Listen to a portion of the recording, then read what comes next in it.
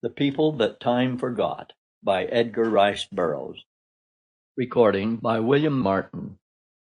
Chapter 1. I am forced to admit that even though I had traveled a long distance to place Bowen Tyler's manuscript in the hands of his father, I was still a trifle skeptical as to its sincerity, since I could not but recall that it had not been many years since Bowen had been one of the most notorious practical jokers of his alma mater. The truth was that as I sat in the Tyler library at Santa Monica, I commenced to feel a trifle foolish, and to wish that I had merely forwarded the manuscript by express instead of bearing it personally, for I confess that I do not enjoy being laughed at.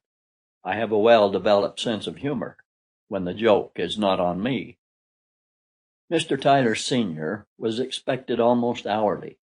The last steamer in from Honolulu had brought information of the date of the expected sailing of his yacht Toreador, which was now 24 hours overdue.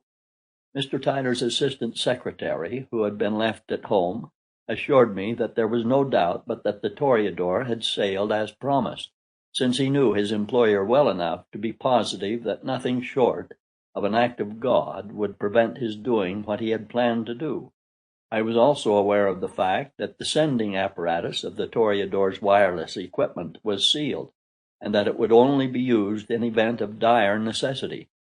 There was, therefore, nothing to do but wait, and we waited.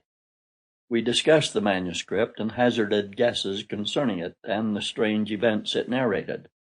The torpedoing of the liner upon which Bowen J. Tyler, Jr. had taken passage for France to join the American ambulance was a well-known fact, and I had further substantiated by wire to the New York office of the owners that a Miss La Rue had been booked for passage. Further, neither she nor Bowen had been mentioned among the list of survivors, nor had the body of either of them been recovered. Their rescue by the English tug was entirely probable. The capture of the enemy U-33 by the tug's crew was not beyond the range of possibility, and their adventures during the perilous cruise which the treachery and deceit of Benson extended until they found themselves in the waters of the far South Pacific, with depleted stores and poisoned water casks, while bordering upon the fantastic, appeared logical enough as narrated, event by event, in the manuscript. Caprona has always been considered a more or less mythical land, though it is vouched for by an eminent navigator of the 18th century. But Bowen's narrative made it seem very real, however many miles of trackless ocean lay. Sample complete. Ready to continue?